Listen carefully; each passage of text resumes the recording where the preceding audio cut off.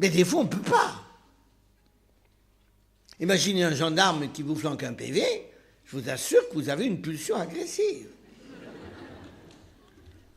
Et si vous faites souffler dans le ballon, ne lui dites surtout pas « après vous ». Vous ne pouvez pas le blesser parce que vous auriez un PV de plus. Alors qu'est-ce que vous faites dans ce cas-là?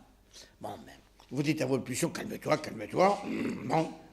Mais une fois qu'il n'est plus là, le gendarme, vous surprenez partout à dire à tout le monde « oh alors les flics, oh alors ceux-là, c'est quelle raquette ». Et puis, il faut que ça sorte. C'est-à-dire que la pulsion va passer en parole. Elle va se liquider en parole. Vous voyez bien comment fonctionne une pulsion. C'est important parce qu'après on comprendra mieux comment peut fonctionner la pulsion de sexualité. Et puis si on ne peut pas encore parler, la pulsion a un autre moyen de s'en tirer. C'est les substituts. Par exemple, vous savez, le circuit classique. Le contremaître a engueulé un ouvrier. Lui rentre à la maison. Il s'en prend à sa femme. La femme s'en prend aux enfants. Et les enfants aux chiens.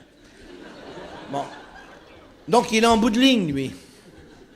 Et le chien qui ne comprend pas reçoit des coups de pied à cause du contremaître. Mais ça a fait du bien à tout le monde. Hein? La pulsion a trouvé une dérivation. Alors, bien sûr, il y en a qui pourraient, par contre, sublimer cette pulsion. C'est un bon chrétien qui, quand il regarde le Christ en croix, se dit, au moment même où il souffre les pires souffrances, il ne pense pas à lui, il pense à ses bourreaux, il leur pardonne. Et moi, est-ce que je ne pourrais pas en faire autant? Je peux dépasser en quelque sorte ma pulsion agressive, je vais même en quelque sorte la transformer en pardon. Là, c'est ce qu'on appelle la sublimation. Bon. Vous voyez, par exemple, comment on peut faire fonctionner une pulsion. Alors, prenons la pulsion de sexualité maintenant. Alors, vous allez voir, c'est un peu plus compliqué.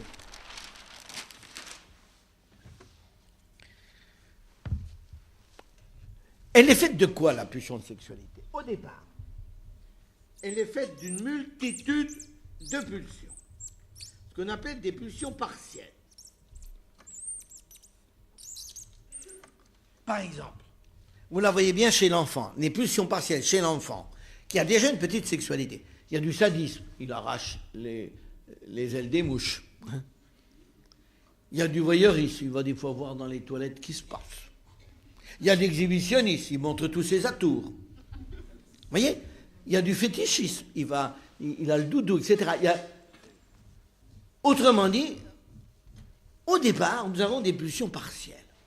Et ces pulsions partielles, normalement, elles n'ont qu'un but, c'est de s'unifier vers le grand besoin génital d'union vraiment sexuelle avec un être.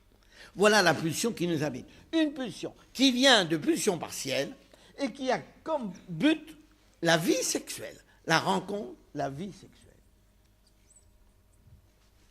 Or, ces pulsions partielles, si jamais il y en a une qui l'emporte sur tous les autres et qui ne se lie pas aux grands besoins, il y en a une qui va s'hypertrophier et nous aurons la déviance. Par exemple, un voyeur. Le véritable voyeur n'a pas de vie sexuelle. Il se contente de voir. C'est-à-dire que la pulsion partielle, elle a été hypertrophiée, alors pour différentes raisons, etc. De même un fétichiste, il va rechercher uniquement, par exemple, des sous-vêtements, etc. Il va s'arrêter qu'à ça. Mais il n'a pas de vie sexuelle. C'est une pulsion qui a été en quelque sorte hypertrophiée. Alors vous avez les sadiques, etc., qui peuvent avoir une pulsion hypertrophiée. Mais normalement, dans l'acte sexuel, toutes ces pulsions s'unifient.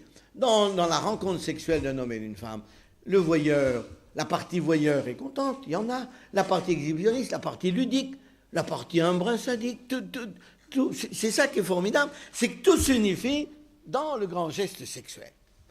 Alors, donc, la vie sexuelle. Mais attention, la vie sexuelle qui est voulue, au départ,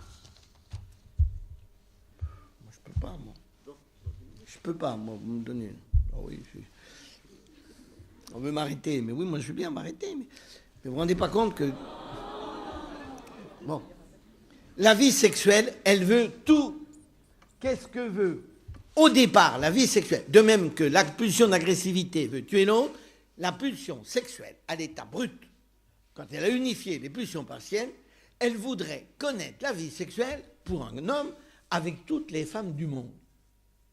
Toutes les femmes du monde. Et c'est pour ça que beaucoup ont du mal à s'engager. Si je prends une brune, je perds les blondes. Car on veut tout. C'est ça le propre de la pulsion. N'oubliez jamais ça. Elle veut tout. Parce qu'elle veut Dieu, dans le fond. Tout, c'est Dieu. Il n'y a pas dans l'homme un désir de Dieu. Chaque pulsion est désir de Dieu.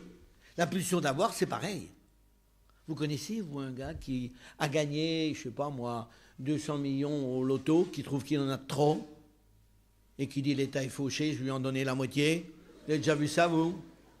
Même quand il a gagné 200 millions, il dit c'est pas de peau. J'aurais gagné 250, je pourrais m'acheter la petite usine que je voulais. On n'est jamais content, on est insatiable. Vous connaissez, vous, un cultivateur qui trouve qu'il a trop d'hectares? Quelqu'un qui trouve qu'il est trop riche? Vous en connaissez, vous? L'homme veut tout. Eh bien, la pulsion sexuelle, elle veut toutes les femmes du monde, tous les hommes du monde. Mais alors, c'est pas possible.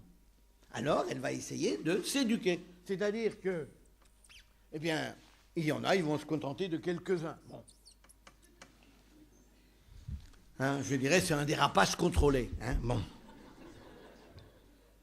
Mais, normalement, ça va être la conjugalité. Je vais aimer une personne, et dans cette femme, je vais aimer toutes les femmes du monde. Vous voyez, je dirais que c'est un progrès formidable. Alors que l'adolescent dit « j'aime la femme à travers les femmes que je voudrais rencontrer », au contraire, l'homme adulte dit « à travers ma femme, j'aime toutes les femmes du monde », qui pour moi deviennent inodores, incolores et sans saveur.